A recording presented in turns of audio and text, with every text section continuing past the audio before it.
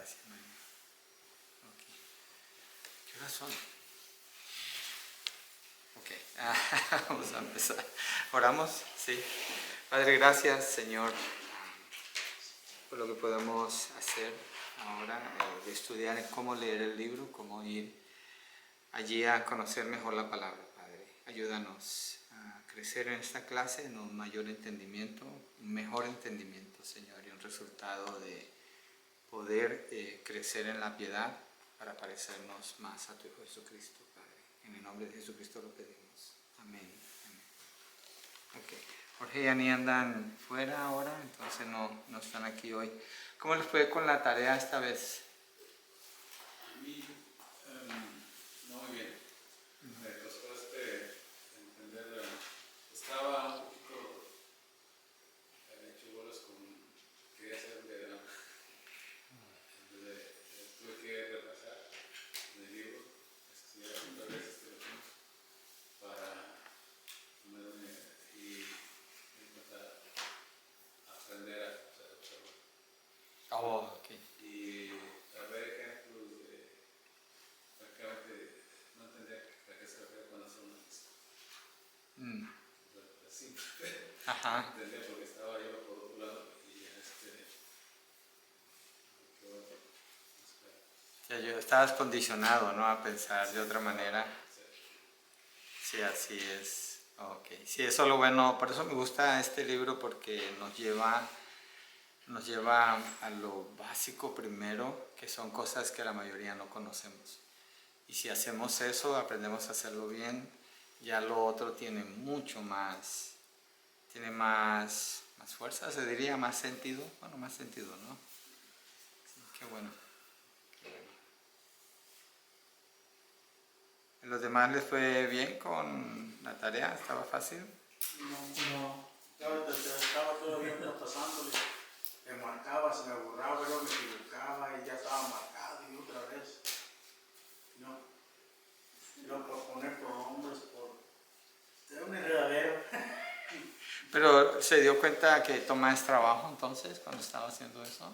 Sí. ¿Que cuesta más trabajo? Que sí toma mucho trabajo. Oh, que si toma mucho trabajo. Sí. Pues como uno, pues no es que no alcancé a acabar en toda la semana. Pero estuvo tratando. Oh, sí, de ahí tengo un montón de hojas que les enseño que todavía eché a perder. Pero eso es lo que importa, Joaquín, tratar. Eso es lo que importa, sí, tratar. Mayra compró una imprimidora para marcar las hojas, para volver a sacar las hojas. Por eso vienen de dos empalmadas. Ok. ¿Cómo le fue a usted, Silvia? Pues también difícil, pastor, porque muchos, yo no sé qué significado, qué es la palabra. Entonces Como era una escuela, no me sabía. cuesta trabajo con esos pronombres, yo no sé qué es eso y cómo eso, y yo digo, ¿qué es eso? Y busco la definición y luego ya la entiendo. Ajá. Oh, pero pudo avanzar Sí, en eso o un algo en poquito eso. sí. Ok, Pero sí. sí. O sea, para mí que está nada. Es que es nuevo, sí, es nuevo y es un desafío cuando entramos a estudiar algo nuevo. Wow. Si yo, que más o menos tengo una idea de lo que es, me costó trabajo, yo digo, ¿cómo le hizo a ella? No, y su papel de ella está limpio comparado de nosotros. No, bueno, tarea, le estoy diciendo que yo tengo. El de ella está muy bien organizado comparado al de nosotros. Okay. Y yo les voy a ayudar con lo de las tareas. Digamos, si entregan una tarea que no se entiende bien, se la voy a regresar para que la hagan otra vez. Sí, porque yo tengo que calificar las tareas de todos. Y cuando una tarea no la puedo entender, me duplica o me triplica el trabajo a mí. Entonces, ningún maestro acepta una tarea que no se pueda entender en ninguna institución. Y eso es bueno para los estudiantes también. Entonces, y también cuando ustedes, pero en la vida real, miren, cuando tomen sus notas, que están estudiando sus Biblias, si sus notas son claras, ustedes van a entender qué es lo que dice ahí. Pero si no son claras y regresan allí y dicen, ¿y esto? ¿Qué puse aquí o qué significa esto? Entonces eso les va a ayudar, ¿sí? Y acostúmbrense a tener un lápiz cuando abren su Biblia. Yo no puedo leer la Biblia si no tengo un lápiz a la mano. No me gusta. yo uso varias bíblicas, no uso una nada más, uso varias de papel, pero siempre tengo que tener un lápiz. Y cuando estoy leyendo lo que estamos haciendo aquí, eso lo hago, siempre lo hago, estoy marcando. Y he diseñado algunas marcas propias mías que me ayudan a distinguir. Por ejemplo, los verbos, como se ve aquí, manifestó, este es un verbo. Yo hago un cuadro así alrededor de cuando es un verbo. ¿Sí? Cuando es ¿sí alcanzan a ver los puntos azules abajo de estas palabras? Sí. Ok. Esto no es lo que voy a decir, pero los sustantivos yo los marco, los adjetivos yo los marco así, con rayas entrecortadas. Si es un sustantivo, lo marco con una raya plena, completa. Si es un sujeto, le hago un círculo. Yo, tú, él, nosotros, ellos, Dios, Pedro, Juan, esos son sujetos, una persona. Entonces le hago un círculo. Entonces, esas marcas visuales me ayudan a entender, me ayudan a observar más el texto. Y después cuando regreso y leo allí, entonces yo ya sé qué fue lo que hice. O sea, no son marcas que no distingo, sino yo mismo las voy desarrollando. Entonces desarrollen sus propias marcas o ponen muñequitos o corazones o líneas o lo que le ayude a usted a visualizar es una gran ayuda para entender mejor. Entonces es algo que podemos hacer.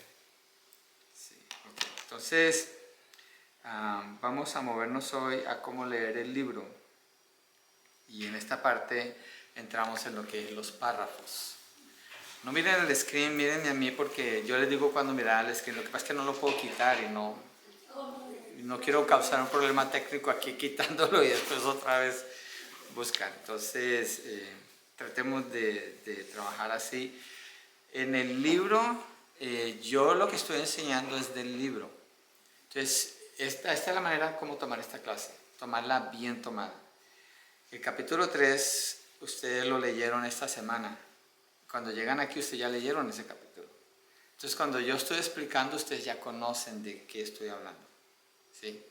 Si ustedes no lo han leído, es como que yo se lo estuviera leyendo a ustedes. Pero mis notas equivalen a la mitad de lo que ustedes leen, por lo menos. Porque yo no voy a leer todo el libro aquí, pues no vamos a acabar.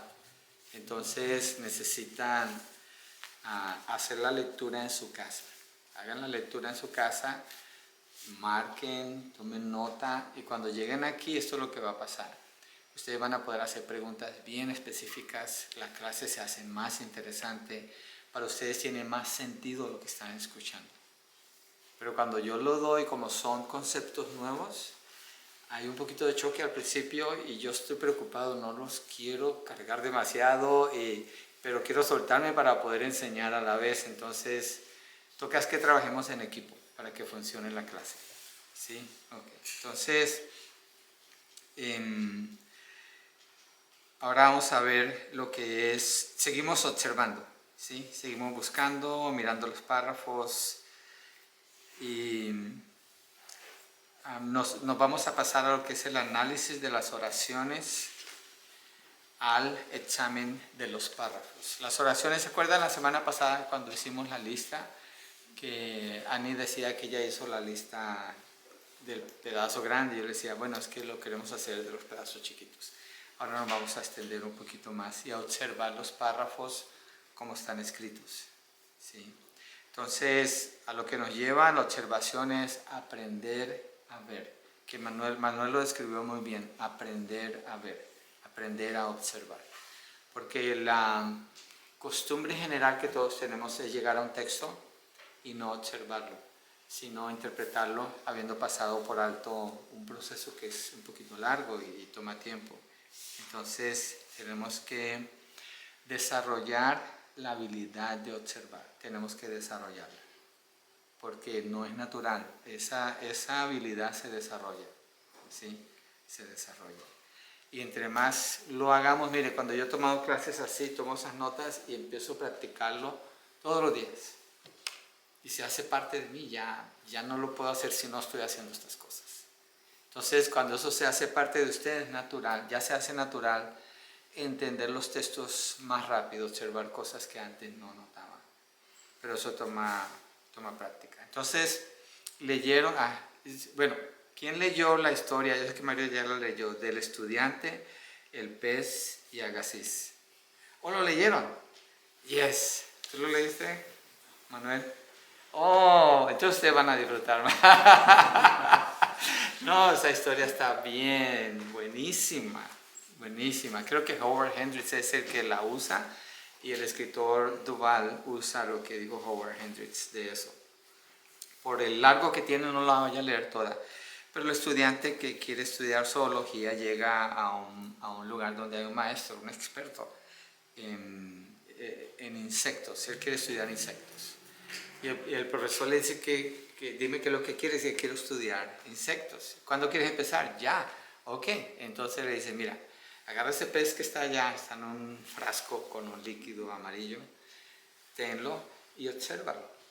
Todo lo que puedes usar es que, bueno, no le dice qué usar, pero no puede usar ninguna herramienta, nada externo, nada. Solamente tomar el pez y empezar a observarlo. Entonces saca el pez y empieza a observarlo. Dice, como en 15 minutos ya lo miré todo, ya miré los ojos, las escamas, arriba, abajo.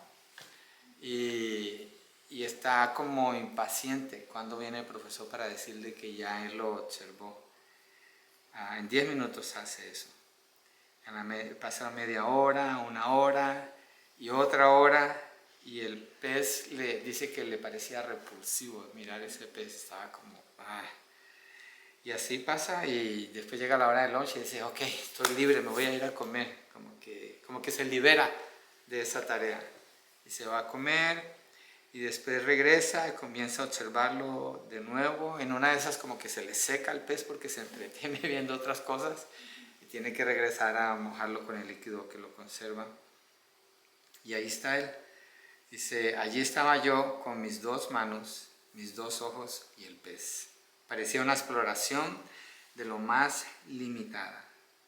Dice que le mete los dedos a la boca, lo toca y para él como que, pues, ¿qué más le voy a ver a este pez? Entonces decide tomar un lápiz y papel y hacer un dibujo del pez. Y cuando empieza a dibujar el pez, se da cuenta que descubre cosas cuando él está haciendo el dibujo que no había visto antes de ese pez. Entonces... cuando viene el profesor, porque el profesor ha venido antes y le dice, ¿ya lo observaste? Y dice, sí. Dice, obsérvalo más, no has mirado suficiente. Y ahí lo deja muchas horas. Entonces cuando viene el profesor le dice, oh, muy bien. Le dice, el lápiz es uno de los mejores ojos. El lápiz es uno de los mejores ojos, una buena herramienta para observar. Y se alegra de lo que él está observando. Le pregunta un poco más y le dice, bueno, obsérvalo de nuevo. Obsérvalo de nuevo y ahí lo deja y ahí está todo el día y se acaba el día y aprende un poco más, pero el profesor le dice, ok, mañana regresa, pero no se puede llevar ninguna de sus notas, nada.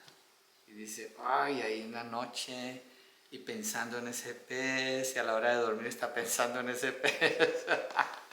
Entonces está pensando en lo que ha observado en realidad, ¿sí?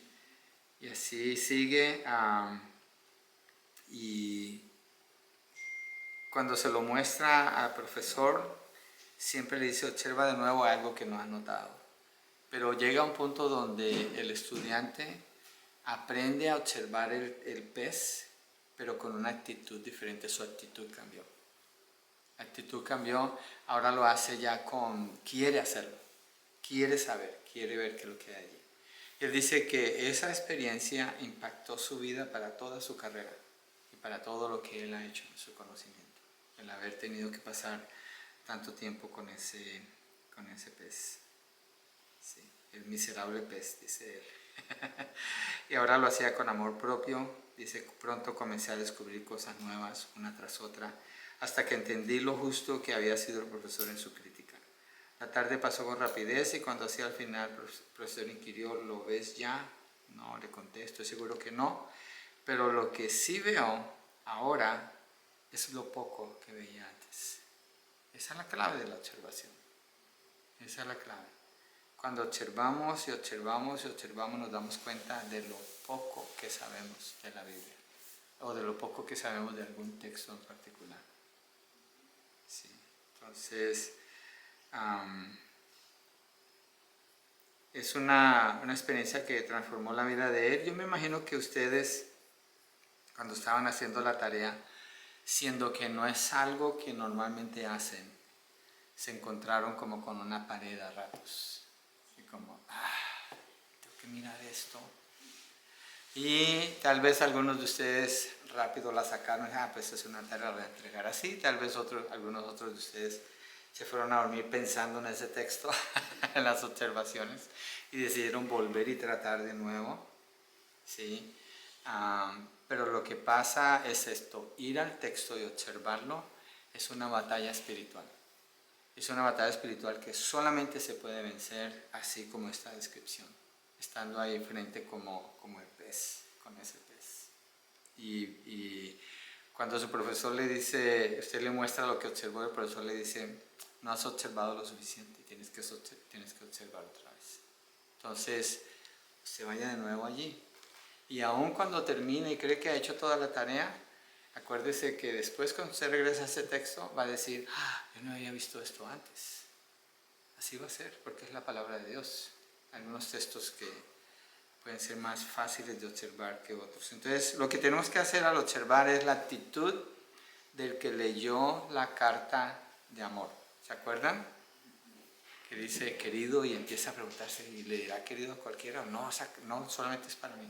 Entonces, con ese deseo de entender, y como el estudiante y el profesor, ¿cómo se llama, Mario? ¿Tú te aprendiste ese nombre, no? ¿Otra vez?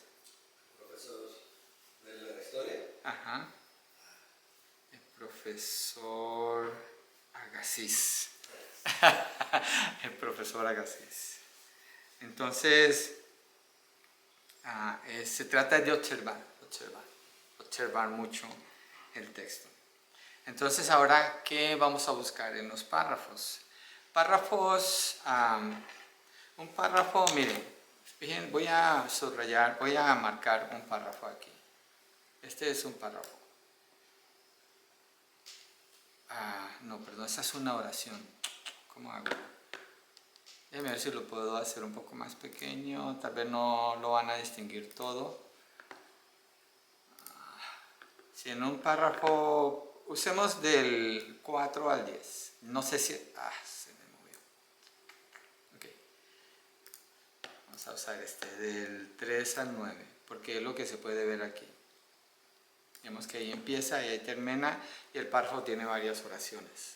Entonces es algo que es completo, un pensamiento completo. ¿Sí? Y las oraciones es lo que hemos visto hasta ahora, que hemos trabajado con partes así. Ahorita queremos trabajar con partes así, más completas. ¿Sí? Y ahí el proceso nos ayuda a entender. Voy a hacerlo grande otra vez. Ahora regresamos acá. Entonces, lo primero es mirar los pensamientos general a lo específico. Los autores de la Biblia a veces introducen una idea haciendo una afirmación general. Es decir, no hay algo específico en lo que ellos están diciendo, pero cuando uno sigue leyendo empiezan a desarrollar su pensamiento y se encuentran los detalles. Tal vez se acuerdan cuando hicimos las listas, encontramos las listas. Busco el café. Me acordé ahorita que no lo había probado. Las listas, casi siempre al principio está una introducción general de lo que el autor quiere decir y después viene la lista. Y la lista nos deja ver los detalles. Entonces más o menos eso es lo que estamos viendo. ¿Sí? Entonces, de lo general a lo específico, a veces puede ser al revés, el escritor lo puede poner al revés. Vamos a ver Gálatas 5:16. Vamos a cambiarlo aquí a Gálatas 5:16.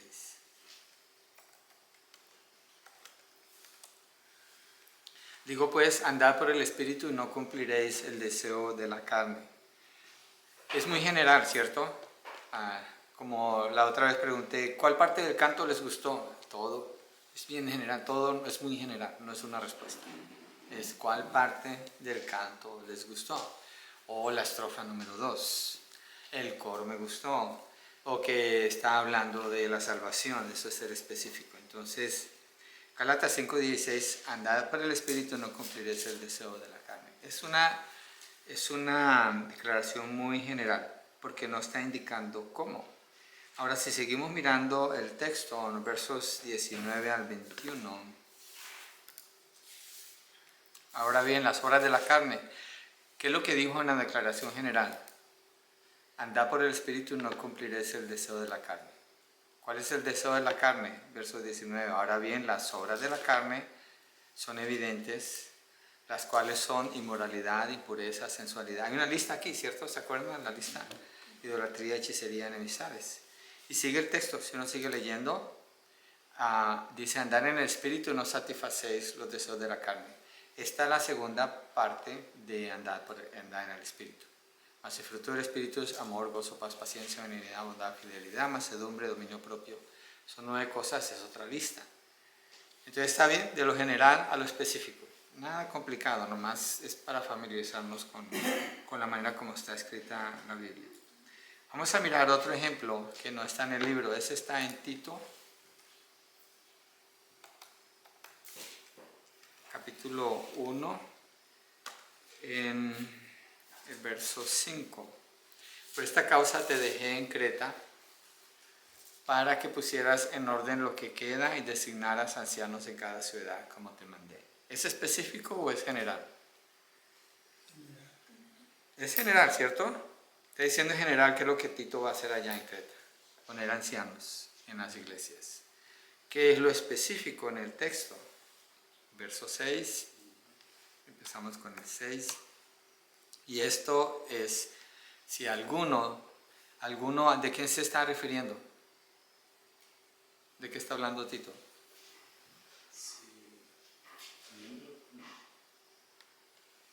Mientras me tomo un cafecito. Hay que mirar el 5. Si alguno está hablando del Ancianos, ¿cierto? Ok. Entonces, la declaración general es pon ancianos en Creta, en las iglesias de Creta. Ahora viene a lo específico. ¿Cómo es un anciano? Y esto es, si alguno es irreprensible, marido de una sola mujer, que tenga creyente. Esta es una lista.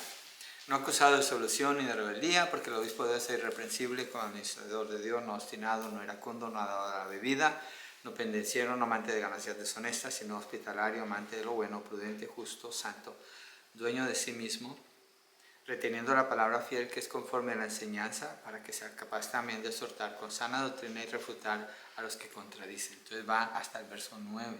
Del 6 al 9 la parte específica. El verso 5 la parte general. ¿Está bien? Entonces en una tarea ustedes van a descubrir eso, ¿cierto? Fácil. Sí, el punto de la clase es la práctica. Es ahí donde realmente se puede aprender más. ¿Sí? Entonces, acuérdese que a veces los autores invierten el orden. A veces empiezan con lo específico y terminan con lo general. Un ejemplo de esto está en 1 Corintios 13. 1 Corintios 13. Si yo hablar en lenguas humanas, angélicas, pero no tengo amor. Miren, déjenme, voy a hacer un poquito más pequeño para que observen aquí. Voy a poner el cursor. Mi computadora me ayuda. Ese trabajo que ustedes todos tienen que hacer a mano, miren lo que hace mi computadora. Ya vi todas las veces que está la palabra amor allí. Entonces, obviamente, este texto está hablando del amor. Es muy conocido. Amor. Ahora, una pausa. De nada me sirve que mi computadora haga esto si yo no sé de qué se trata ver palabras repetidas. O sea, yo tengo que haber aprendido esto antes. Entonces, obviamente está hablando del amor, da todos los detalles del amor, pero está dando lo específico primero, porque está describiendo el amor como es. Ahora fíjense lo que dice en el verso... ¿Dónde está? Acá está. En el verso 13, y ahora permanecen la fe, la esperanza y el amor, estos 3. Y termina, pero el mayor de ellos es el amor. Entonces, ¿cuál es el punto del capítulo 13? Si esta es la parte general, él puso todo al revés. que el mayor de ellos es el amor. Pablo está hablando del amor, es el capítulo del amor, pero en el contexto de ¿qué? En el contexto de uso de los dones. De una iglesia carnal que usaba los dones y se enaltecían con eso, y le está diciendo, ¿de qué le sirve tener todo eso si no hay amor? Entonces describe todo el amor y termina diciendo esto del amor. Entonces fíjense, a veces no es tan fácil encontrar la clave, la parte general, porque ellos escriben al revés, pero como todo es la práctica, no se preocupen. Que vamos a regresar el tamaño aquí. ¿Alguna pregunta hasta allí? Entonces vamos a preguntas y respuestas. Ese es el número 2. Preguntas y respuestas. Ustedes han visto preguntas y respuestas en las predicaciones de Romanos, ¿se acuerdan? ¿Alguien se acuerda de alguna? Dios injusto. Dios injusto, sí. Que es el título del mensaje del domingo. Y Pablo hace esa pregunta en Romanos 9, ese es 14, ¿no? Creo que 9:14. Sí. Pero vamos a Romanos 6:15.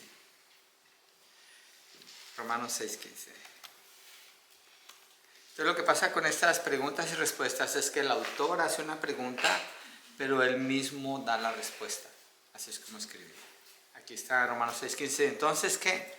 ¿Pecaremos porque no estamos bajo la ley, sino bajo la gracia? Y él mismo da la respuesta. De ningún modo. Pero esa no es la respuesta completa, porque esta es una declaración general. La respuesta completa viene en los versos 16, 17. Dice, ¿no sabéis que cuando os presentáis a alguno como esclavos para... Y hace otra pregunta, obedecerle. ¿Sois esclavos de aquel a quien obedecéis, ya sea del pecado para muerte o de la obediencia para justicia? Pero gracias a Dios, que aunque eras esclavos del pecado, os hiciste obedientes de corazón a aquella forma de doctrina a la que fuisteis entregados. Y habiendo sido liberados del pecado, os habéis hecho siervos de la justicia. Entonces ahí está ya el sentido completo de lo que Pablo quiere decir. Y por eso hace esa pregunta, y hay más textos con preguntas así. Miremos el que ustedes dijeron, Romanos 9:14. Ya que lo tenemos fresco. ¿Qué diremos entonces? ¿Que hay injusticia en Dios? De ningún modo. Ahí está la respuesta. Y Pablo pasa a explicar la respuesta con lo que dice, usando el ejemplo de, ¿se acuerdan? Moisés, ¿y quién más? Faraón. Y Faraón, ¿cierto? Y antes de eso, ¿a quiénes usó de ejemplo? Esaú y Jacob, y a Isaac y a Ismael.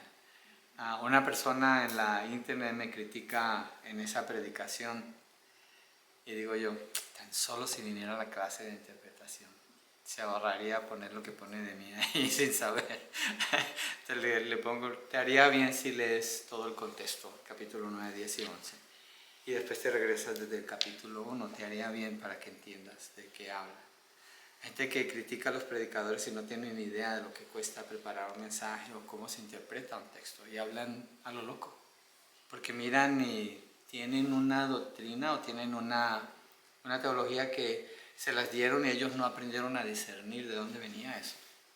Entonces en base a eso miden los textos y hablan, y están muy equivocados muchas veces. Estábamos, yo así estaba. Y bueno, así estoy en algunas cosas porque sigo aprendiendo.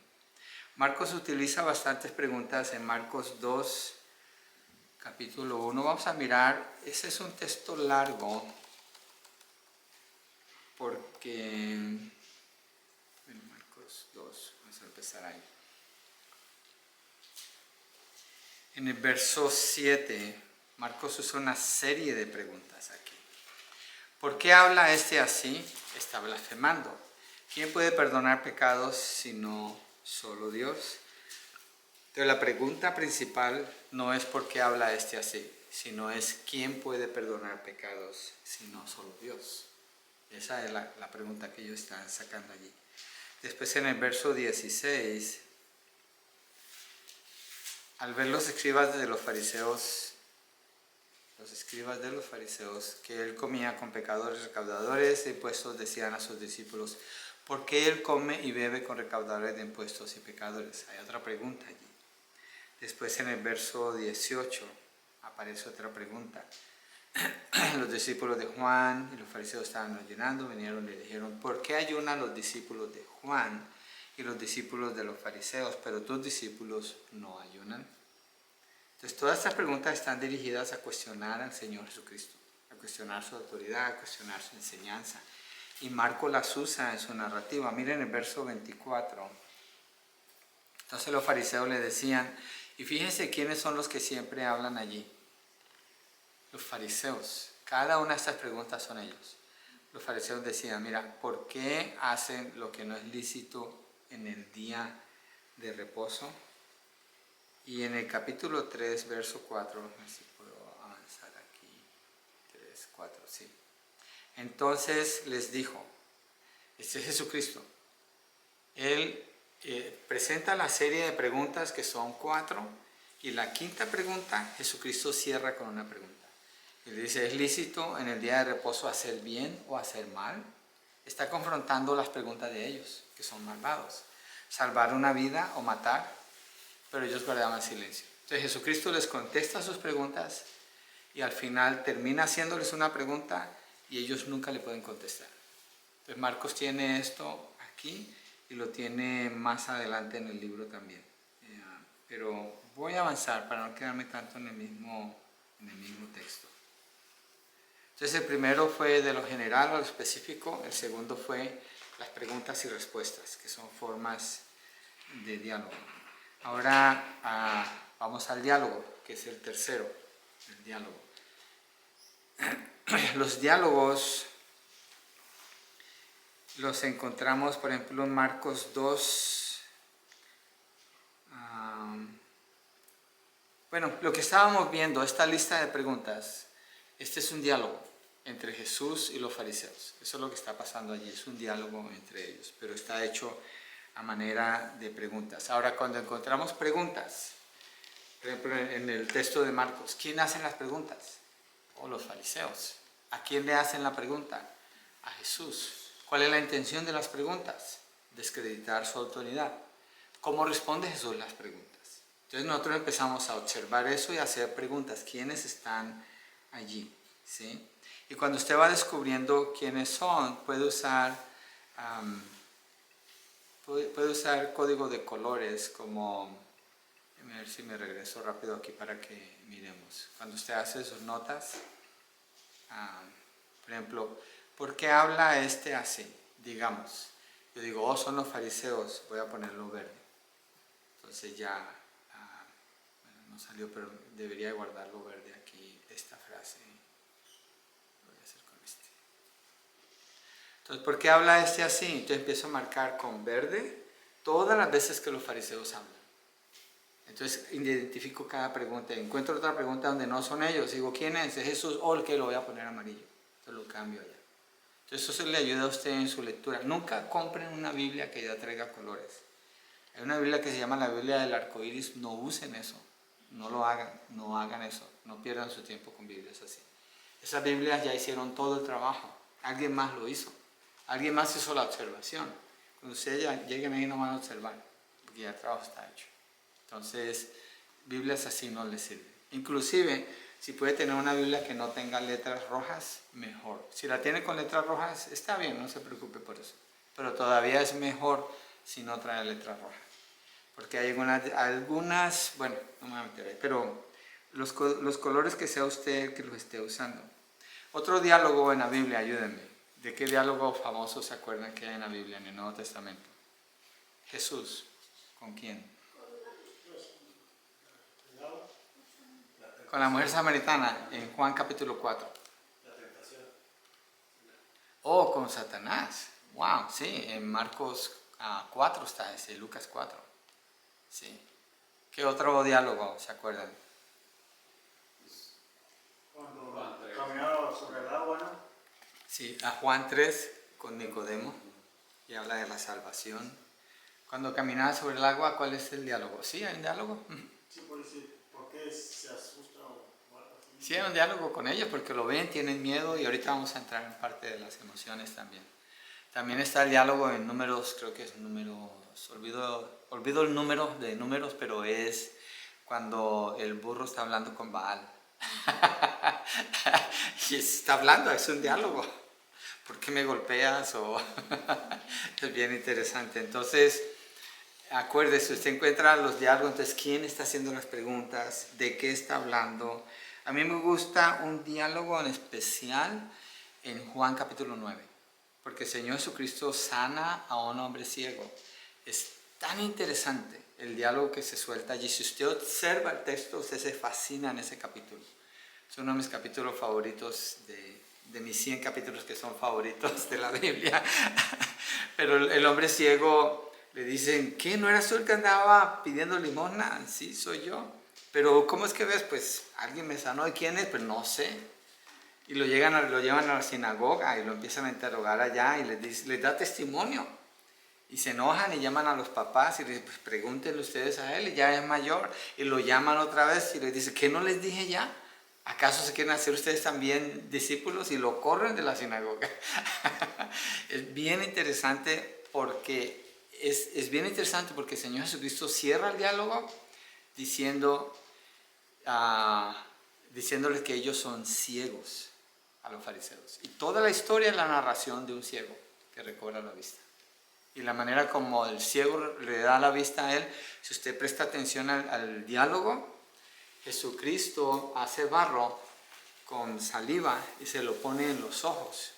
Y dice, ¿por qué? O sea, ¿por qué tiene que hacer eso? O sea, ¿qué le costaba decirse sano como muchas veces lo hizo? Pero parece, si usted presta atención al texto y lo observa bien y hace lo del pescado no es alanís, sino, pongámosle alanís porque yo no me acuerdo de ese nombre. Si usted lo observa bien, se da cuenta que Jesús no quería que él lo viera, que él se quedara sin saber quién era el que lo había sanado primero para que él diera testimonio. Y ese es el diálogo que se desarrolla allí. Está bien interesante esa historia. Yo no entendía, yo me preguntaba. Entonces, cuando usted encuentre los diálogos, pregúntese, ¿por qué está esto aquí? ¿Por qué esto es diferente a todo lo demás? Hay algo. No puede ser algo caprichoso que a Juan se le ocurrió escribir acerca del Señor. Hay una razón, hay un motivo allí. O la mujer sirofenicia cuando viene al Señor y el Señor no la escucha, los discípulos, es otro diálogo. Los discípulos le dicen, Señor, cállala. Están fastidiados porque ella está a los gritos. Y el Señor, cállala. Y ella se acerca y le habla y le dice, bueno, no está bien que se le dé la comida de los hijos a los perrillos. Y uno dice, wow, ¿por qué le habla así? Entonces, claro, ahí tenemos que ir a la clase primera, cómo cruzar el río, ¿se acuerdan? La cultura, todo lo que está pasando allí. Si usted observa el texto, si usted observa bien ese texto, usted lo que se da cuenta es que Jesús no la está rechazando a ella. Jesús la está ayudando a que abandone su idolatría. Y por eso a ella le cuesta esos 2 o 3 pasos que tiene que dar. Y cada declaración que ella hace, si usted observa bien ese texto, ella está públicamente renunciando a algo en contra de su cultura y de su idolatría. Cada declaración que ella está haciendo. Y cuando finalmente el Señor le responde, esa mujer ya es libre. Ella es libre. O la mujer de flujo de sangre también, si usted observa el texto, ¿por qué? Jesús dice, ¿quién me tocó? Y está todo el mundo amontonado, pero todos se empujan, ¿y cómo que quién te tocó? Usted observa el texto, allí está. Usted no tiene que ir a ningún lado. No se preocupe, observa el texto. Mire las palabras repetidas, si hay preguntas, si es un diálogo, si es algo general, específico, si hay listas, qué es lo que hay allí, obsérvelo, márquelo, sáquele una fotocopia o haga algo, escríbalo, trabaje con el texto, pero fíjense, conocer la Biblia toma trabajo. La mayoría de los cristianos no conocen bien sus Biblias porque no quieren elaborar, no quieren hacer el trabajo. O no saben, más bien es que no saben. Porque sabiendo yo creo que se hace un deleite, ¿cierto? Si uno conoce estas cosas. O sea que ustedes tienen que salir de aquí y enseñarle a otras personas lo que están aprendiendo. Pastor, solamente se considera diálogo cuando hay una respuesta, cuando hay... Sí. Cuando hay interacción, sí. Y a veces, Por ejemplo, en el diálogo del hombre ciego, en Juan 9, está Jesús con los discípulos dicen, ¿quién pecó, él o sus padres? Ahí empieza el diálogo. Jesús le dice, no, es porque Dios quería glorificarse, que así está él.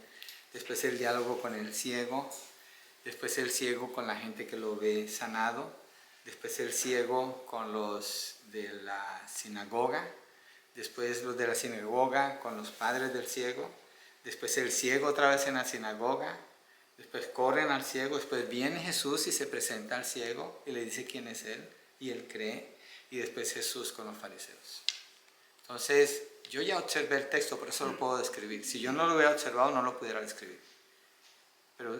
Y seguro que si lo vuelvo a observar, voy a estar fascinado encontrando más cosas allí. Entonces, gócense observando sus Biblias, aprendiendo a distinguir estas cosas y practicándolas. Habacuc, todo el libro de Habacuc es un diálogo. Habacuc le dice a Dios, ¿por qué estás haciendo esto? Y cuando uno entiende que Habacuc es un diálogo, dice, oh, puedo entender mejor el libro. Ya lo puedo entender porque ya veo la secuencia.